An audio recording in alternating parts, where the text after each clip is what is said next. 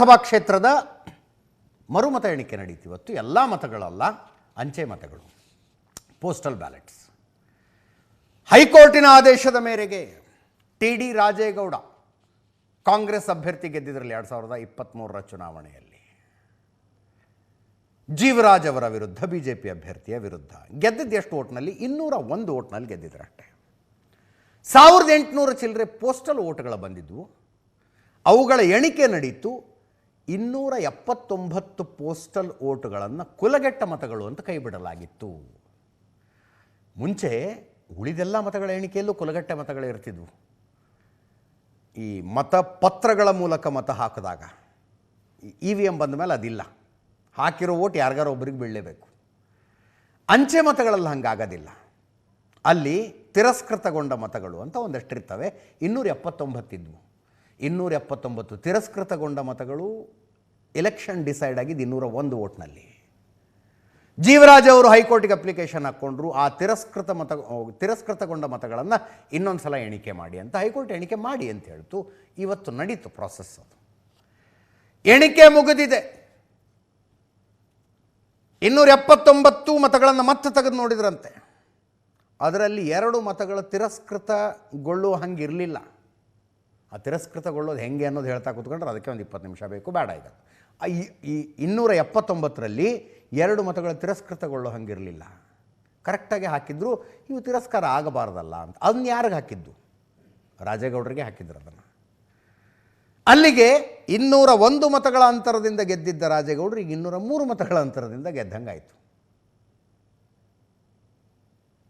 Process ಮುಗಿದಿದೆ. ಚುನಾವಣಾಧಿಕಾರಿಗಳು ಹೈಕೋರ್ಟಿಗೆ ಮಾಹಿತಿ ಕೊಡ್ತಾರೆ ಹೆಂಗಾಯಿತು ಅಂತ. BJPಯವರು ಇನ್ನೂ ಪ್ರತಿಭಟನೆ ನಡೆಸ್ತಾ ಇದ್ದಾರಂತೆ.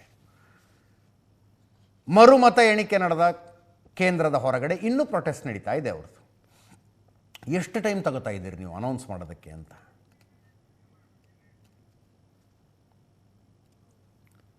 ಸಾವಿರದ 800 ಚಿಲ್ಲರೆ ಇರೋದಷ್ಟೇ ಅಂಚೆ ಮತಗಳು. ಅಷ್ಟು ಓಟ್ ಎಣಸಕ್ಕೆ ಎಷ್ಟು ಟೈಮ್ ತಗೋತಾ ಇದ್ದೀರಿ ಅಂತ BJP ಕಾರ್ಯಕರ್ತರುಗಳ ಪ್ರತಿಭಟನೆ.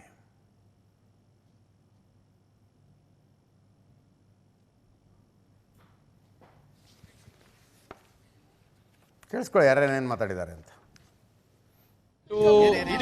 ಇತ್ತೀಚಿನ ದಿನಗಳಲ್ಲಿ ಕಾಂಗ್ರೆಸ್ನ ಏನು ಮಾಡೆಲ್ ಪಶ್ಚಿಮ ಬಂಗಾಳದಲ್ಲಿ ನಮ್ಮನೆ ಚುನಾವಣೆ ನಡೆದಂತ ಸಂದರ್ಭದಲ್ಲಿ ಮತಪೆಟ್ಟಿಗಳನ್ನ ಕದ್ದೊಯ್ದ್ರು, ಈ ರೀತಿಯ ವಿಷಯಗಳನ್ನ ಕೇಳ್ತೀವಿ. ಆದರೆ ಚಿಕ್ಕಮಗಳೂರು ಜಿಲ್ಲೆಯಲ್ಲಿ ನಾವು ವಿಶೇಷವಾಗಿ ಇವತ್ತು ಮತ ಎಣಿಕೆ ಸಂದರ್ಭದಲ್ಲಿ ಪಾರದರ್ಶಕವಾಗಿ ಮತ ಎಣಿಕೆಯನ್ನ ಮಾಡದೇ ಇರುವಂತಹ ಕಾಂಗ್ರೆಸ್ ಮಾಡಲ್ ನಾವು ಚಿಕ್ಕಮಗಳೂರು ನೋಡಿದ್ದೀವಿ. ಬೆಳಗಿಂದ ಬಹಳ ಪಾರದರ್ಶಕವಾಗಿ ನಡೆದಿದ್ದಂತಹ ಮತ ಎಣಿಕೆ ವಿಜಯೋತ್ಸವದ ನಂತರ ಮತ್ತೆ ವಾಪಸ್ ಬಂದು ಶಾಸಕರು ಯಾಕೆ ಒಳಗೋದ್ರು? ಶಾಸಕರಿಗೆ ಸೋಲಿನ ಭೀತಿ ಇದೆಯಾ? ಇವತ್ತು ಶಾಸಕರು ಸೋಲಿನ ಭೀತಿ ಇಲ್ಲ ಅಂತ ಹೇಳಿದ್ರೆ ಮತ್ತೆ ಯಾಕೆ ಅವ್ರು ಒಳಗೆ ಹೋದ್ರು? ಯಾವ ಅಧಿಕಾರಿಗಳ ಮೇಲೆ ಒತ್ತಡವನ್ನು ತರ್ತಾ ಇದ್ದಾರೆ? ಇವತ್ತು ಆ ಅಧಿಕಾರಿಗಳು ಒತ್ತಡಕ್ಕೆ ಮಣಿಯದೆ ಇವತ್ತಿಲ್ಲಿ ಬಂದು ಉತ್ತರನ ಕೊಡಬೇಕು. ಯಾಕೆ ನಾವು ಅಗ್ನಿ ಪರೀಕ್ಷೆ ಅಂತ ಹೇಳಕ್ ಬರೋದಿಲ್ಲ. ಚುನಾವಣೆ ಅವ್ರ ಕಡೆ ಏಜೆಂಟ್ಗಳಿದ್ದು, ನಮ್ಮ ಕಡೆ ಏಜೆಂಟ್ಗಳಿದ್ದು, ಅವ್ರ ಕ್ಯಾಂಡಿಡೇಟ್ಗಳಿದ್ದು. ನಾನೇ ಆ್ಯಕ್ಚುಲಿ ತಡವಾಗಿ ಬಂದೆ.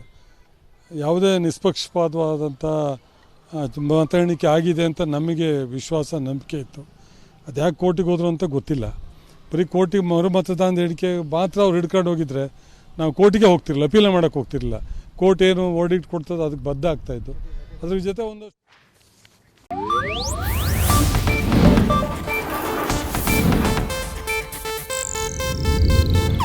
ಇದು ಏಷ್ಯಾನೆಟ್ ನ್ಯೂಸ್ ನೆಟ್ವರ್ಕ್ ಪ್ರಸ್ತುತಿ.